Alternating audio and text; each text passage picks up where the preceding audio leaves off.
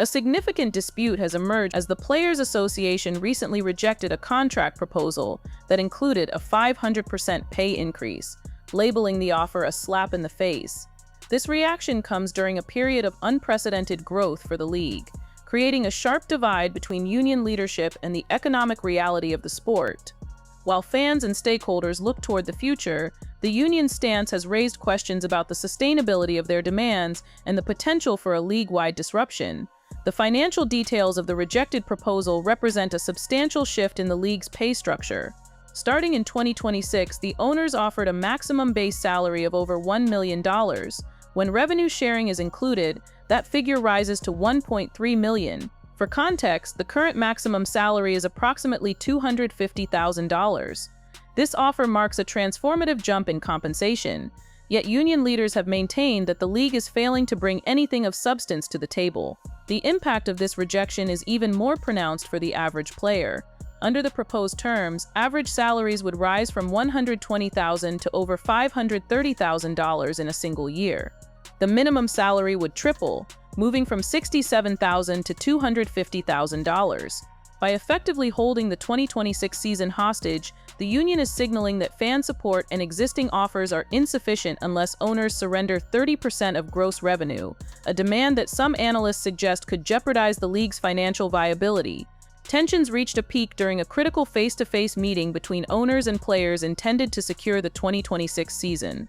While league officials and union president Nneka Ogwumike attended in person, Kelsey Plum and Nafisa Collier, two of the union's most vocal leaders, were absent.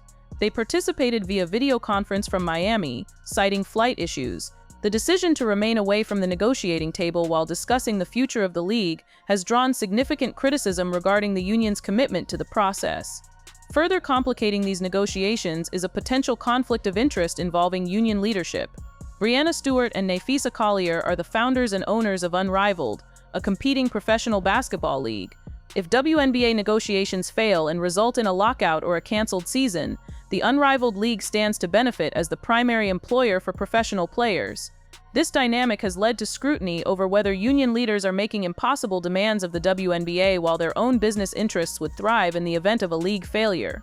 Sophie Cunningham of the Indiana Fever was among the first players to publicly question this conflict of interest. Critics argue that every dollar invested in the WNBA is a dollar that does not go toward competing products.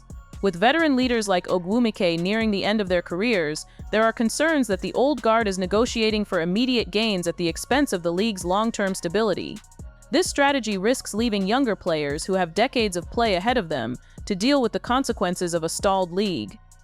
The arrival of Caitlyn Clark has fundamentally altered the WNBA's trajectory, creating what Fever general manager Lynn Dunn calls an Elvis effect. Clark's impact on viewership and revenue is comparable to the arrival of Tiger Woods in golf or Michael Jordan's return to the NBA. When Clark played in the NCAA Final, viewership nearly quadrupled, resetting the expectations for women's sports. However, the Players Association has often treated this new influx of fans and media attention with skepticism rather than capitalization. While union leadership has focused on internal grievances and policing the behavior of new viewers, Clark has maintained a strictly professional approach. In her appearances as an analyst, she has focused on the growth of the game and expressed confidence that a deal will be reached. This contrast in leadership styles is stark.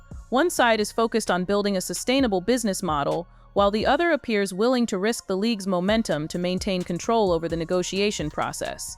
Ultimately, the stakeholders most affected by this impasse are the fans and the fringe players. As ticket prices and merchandise sales rise, the public expectation is to see the sport continue its upward trajectory.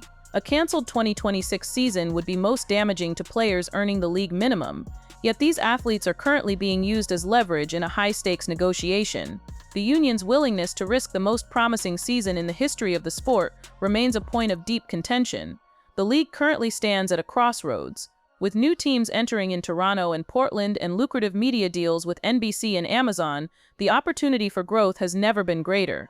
However, this progress is being threatened by internal friction and a leadership that seems resistant to the league's new economic reality. The WNBA must decide if it will function as a professional sports enterprise or allow internal disputes to overshadow its success. If a deal is not reached soon, the league risks losing the very audience that has driven its recent expansion. Would the league be better served if the next generation of players took a more direct role in these negotiations?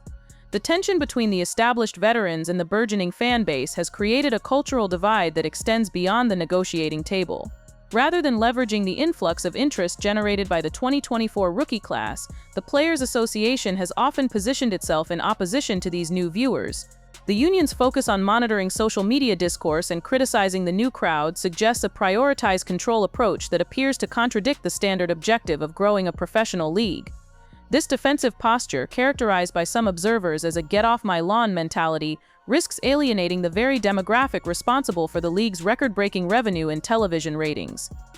This cultural resistance is mirrored in the union's internal communication strategies. Reports indicate that the leadership has effectively restricted younger players from engaging in direct dialogue with team owners, insisting that all communication pass through official union channels.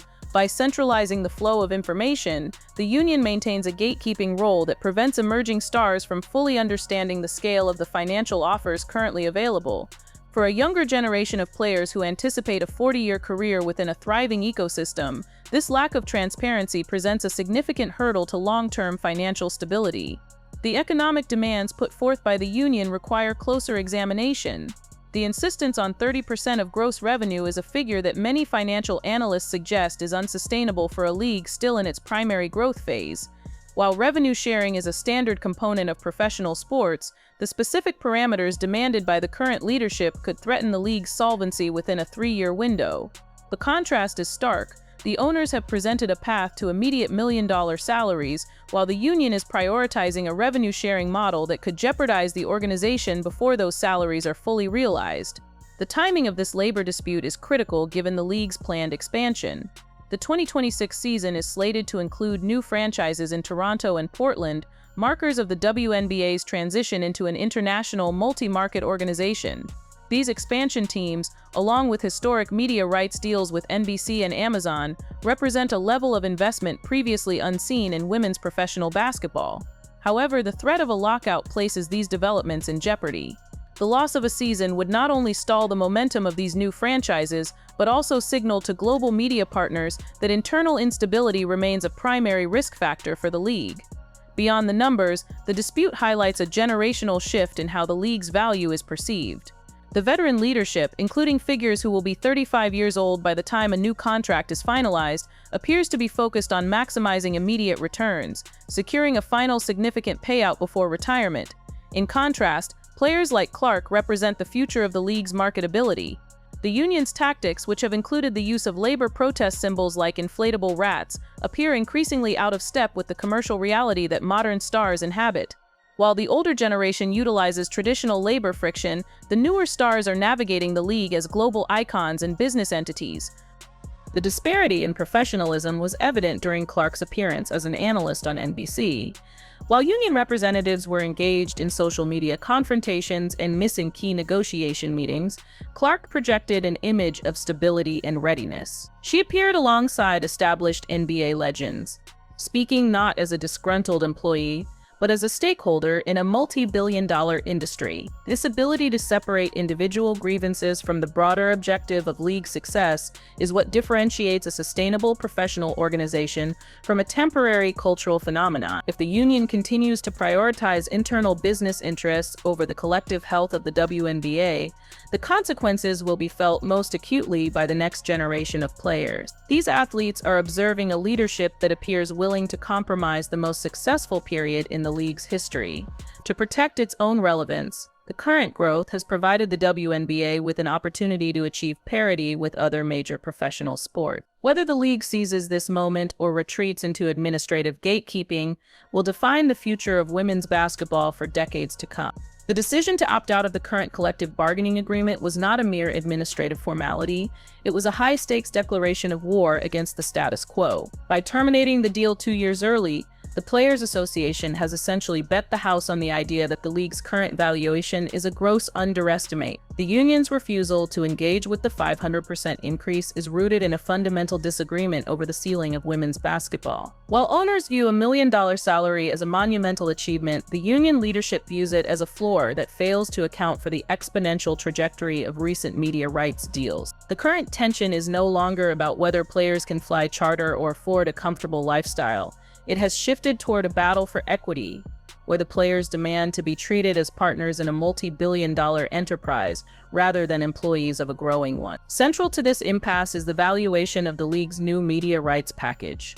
With deals involving Disney, Amazon, and NBC valued at approximately $2.2 billion over 11 years, the revenue landscape has shifted overnight. However, the union argues that these figures are still too low, suggesting that the WNBA's leadership undervalued the product by bundling it with other sports properties or signing too long of a term. Their demand for 30% of gross revenue is an attempt to future-proof their earnings. If the league's popularity continues to skyrocket, a fixed salary increase, no matter how large, could eventually look like a pittance compared to the total revenue generated. The owners, conversely, point out that gross revenue does not equal profit. They argue that the league is still recouping decades of losses and that giving away 30% of every dollar coming in before expenses are paid would make it impossible to fund the infrastructure, marketing, and expansion teams necessary to keep the momentum alive. This financial tug-of-war is happening against the backdrop of a changing off-season landscape.